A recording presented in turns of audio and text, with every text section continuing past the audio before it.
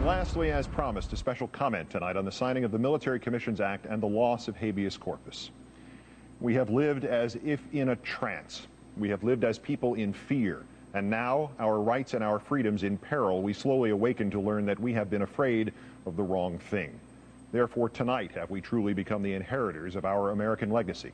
For on this first full day that the Military Commissions Act is in force, we now face what our ancestors faced at other times of exaggerated crisis and melodramatic fear-mongering, a government more dangerous to our liberty than is the enemy it claims to protect us from. We have been here before, and we have been here before, led here by men better and wiser and nobler than George W. Bush. We have been here when President John Adams insisted that the Alien and Sedition Acts were necessary to save American lives, only to watch him use those acts to jail newspaper editors, American newspaper editors, in American jails for things they wrote about America.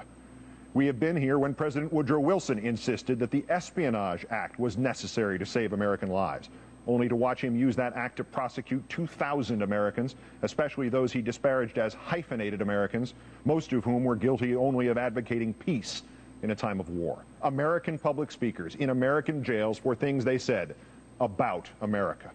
And we have been here when President Franklin D. Roosevelt insisted that Executive Order 9066 was necessary to save American lives, only to watch him use that order to imprison and pauperize 110,000 Americans, while his man in charge, General DeWitt, told Congress, it makes no difference whether he is an American citizen, he is still a Japanese.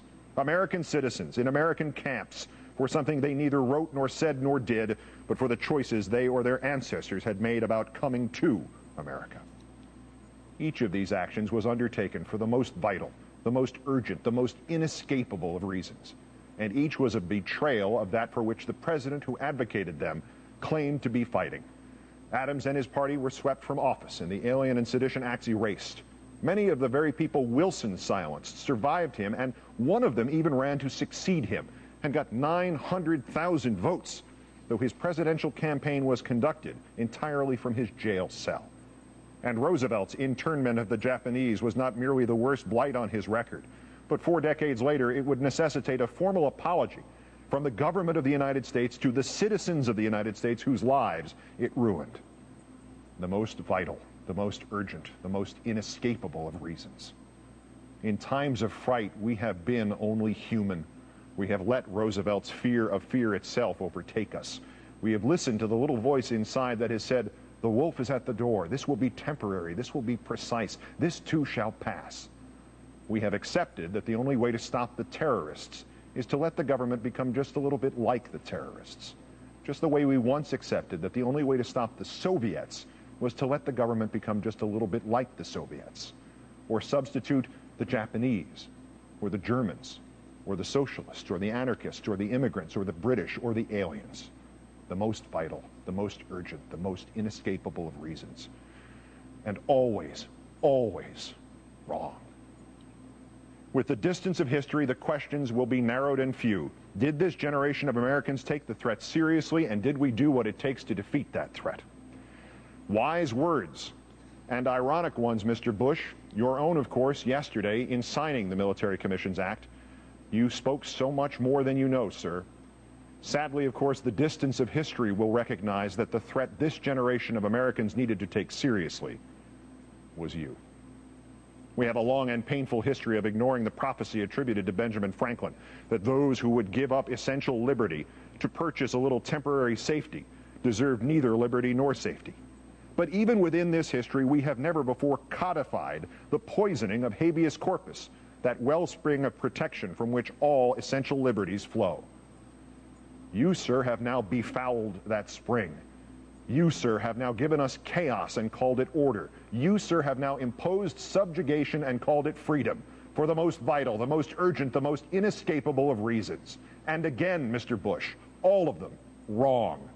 We have handed a blank check drawn against our own freedom to a man who has said it is unacceptable to compare anything this country has ever done to anything the terrorists have ever done. We have handed a blank check drawn against our own freedom to a man who has insisted again that the United States does not torture. It's against our laws and it's against our values. And who has said that with a straight face, while the pictures from Abu Ghraib prison and the stories of waterboarding figuratively fade in and out around him. We have handed a blank check drawn against our own freedom to a man who may now, if he so decides, declare not merely any non-American citizens unlawful enemy combatants and ship them somewhere, anywhere, but may now, if he so decides, declare you an unlawful enemy combatant and ship you somewhere, anywhere. And if you think this hyperbole or hysteria, ask the newspaper editors when John Adams was president, or the pacifists when Woodrow Wilson was president, or the Japanese at Manzanar when Franklin Roosevelt was president. And if you somehow think habeas corpus has not been suspended for American citizens, but only for everybody else, ask yourself this. If you are pulled off the street tomorrow and they call you an alien, or an undocumented immigrant, or an unlawful enemy combatant, exactly how are you going to convince them to give you a court hearing to prove you are not? Do you think this Attorney General is going to help you? This president now has his blank check. He lied to get it. He lied as he received it.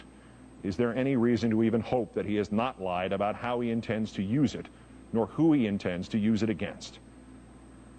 These military commissions will provide a fair trial, you told us yesterday, Mr. Bush, in which the accused are presumed innocent, have access to an attorney, and can hear all the evidence against them.